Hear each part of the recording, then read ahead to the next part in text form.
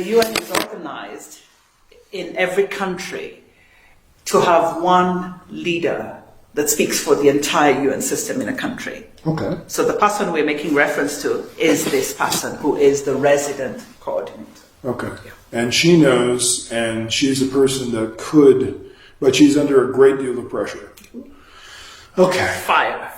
They wanted her out. Fire. And this comes from... Still or not? This still comes or from... not? Still. And this comes from Dr. Tedros, that level. Yes. Wanting her out to replace her with somebody who will dance to their tune. Exactly. And you know what they did? They managed to convince that all the emergency coordinators from the different agencies that came into work in Tigray, they wanted them to not to report to us. So sideline the UN here because we were not singing to the tune of what they wanted.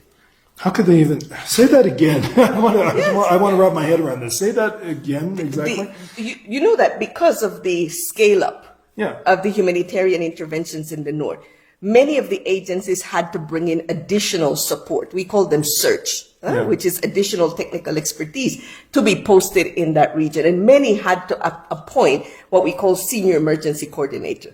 Well, they All managed. our headquarters have emergency directors. Yes. Okay. So they all descended on Addis against the advice of the resident coordinator And the head of agencies. and the heads of agencies and the government of Ethiopia. Okay, we're not naming names here, so I take it I can still use this now. I can still use this in terms of them trying to sideline the UN and make them report. Yes? No? You guys are trading eyes. I think. Was it not part of the scale-up protocols? Yeah. It was part of the scale-up protocols that says that the emergency coordinators in the regions report directly to the emergency directors rather than to us in headquarters. Instead of to us. So they want a direct line from Tigray to the headquarters. Addis, the reps in Addis, should be sidelined because we're working with the federal government. Yes. We're more sympathetic. You gotta let me use that. You gotta let me use that. That's a huge, you want people to understand this, let me use that. Are we agreed? I'm okay with that. Yeah. Okay, good. I'm okay with that. Tell me. Because again, it's what they want in headquarters, and it's what Dr. Tedros and others like him have succeeded in getting his fellow undersecretaries general to agree to, that the UN in Addis is compromised. Let's have senior coordinators in Tigray who report directly to New York and Geneva and Rome. What this tells me in context is there is a power struggle going on within the UN. This explains why we ran into sources in Mekelle who told us about UN senior officials interfering with national exams and coordinating with the TPLF. So this is part of that puzzle. There's a power struggle going on with the UN in terms of how you guys can do your jobs. Yeah. Is that fair? That is absolutely correct.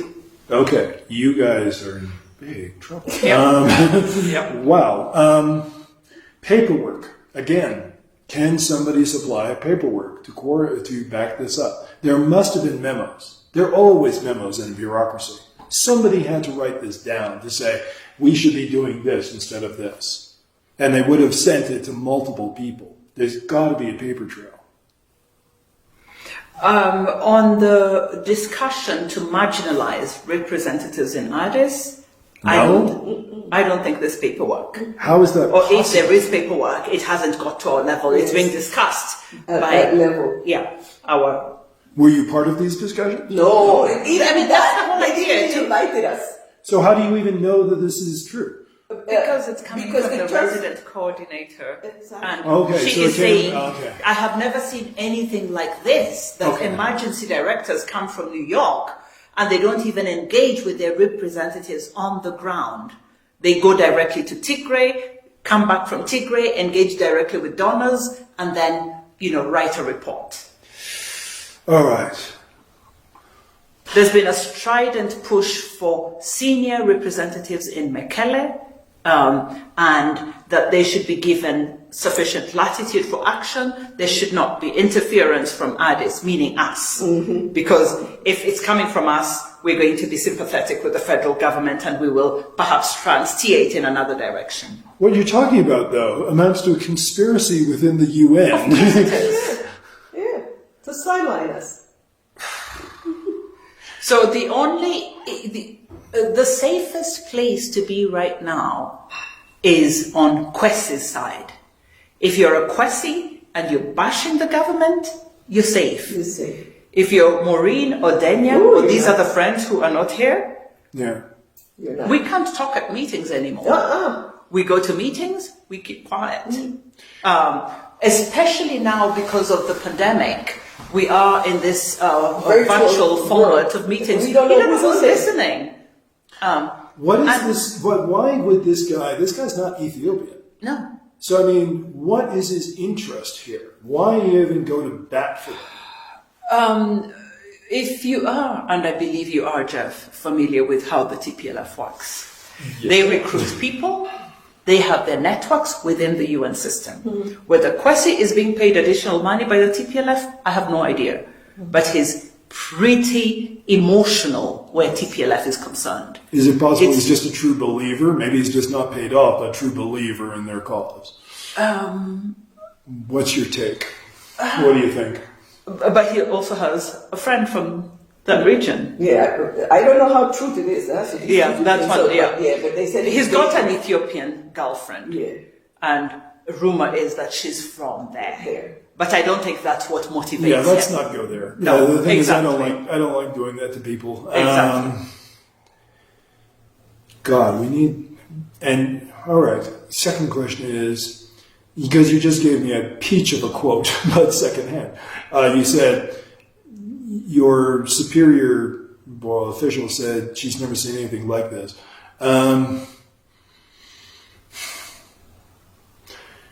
I would love to run with that, but the thing is also we've got to find a way to protect her. You got to go talk to your friend. In actual fact, the best way to protect her is to talk about her. I do believe that. If I actually use her name, but talk about her in the third person, that could actually insulate her. Because she could legitimately point and say, I didn't talk to this guy, they're talking about me, they're not talking to me, which would take the I would recommend that you go to the UN Ethiopia Twitter handle and look at things she has posted and draw from that. Well, if she's putting out stuff on Twitter, that's not very a wise course of action to do. She's putting out controversial things on Twitter. No, she's not putting out controversial things. There's been a few recent statements. There was one on the perception of the UN in Ethiopia having taken a hit, and What's your Twitter handle? Do you know? It's UN Ethiopia. UN Ethiopia. Yeah. Okay. Would you please talk to your friend and talk to her about what we're doing, and at the very least give the woman a heads up so she knows this is coming? Or do you want to go that far? I'm not sure. Are you? Does she trust you? Oh, yeah.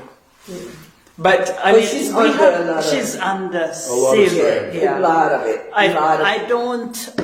I'm not sure she would want to be a part of something like this. Yes, she's under. I mean, there's a tremendous force being orchestrated to figure out how to get her out of here, and they have failed so far because I met with a senior government representative who said we are not going to watch her get kicked out of here. We know they want her out because she's an African. I am telling you straight up, the most honest thing, the most best thing you could do for her is A, tell her you're talking to me.